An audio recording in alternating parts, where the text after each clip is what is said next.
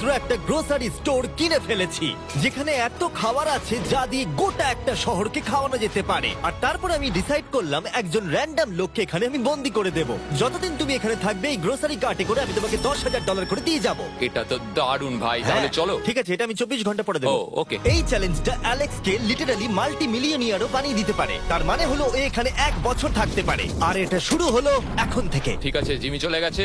আমার তো এখান থেকে যেতেই ইচ্ছা করছে না। আমি গোটা বছর কাটিয়ে দিতে পারি এখানে। চলো কিছু শপিং করা যাক। আর যদি অ্যালেক্স রেড লাইনটাকে ক্রস করে, যেটা আমরা গ্রোসারি স্টোরের চারপাশে লাগিয়ে দিয়েছি, তাহলে চ্যালেঞ্জটা শেষ হয়ে যাবে আর ও জেতা টাকা নিয়ে বাড়ি চলে যেতে পারবে। আর এটা জানার জন্য যে ও ভিতরে কি করছে, আমরা গ্রোসারি স্টোরের প্রতিটা কোণে কোণে একটা করে ক্যামেরা লাগিয়ে দিয়েছি।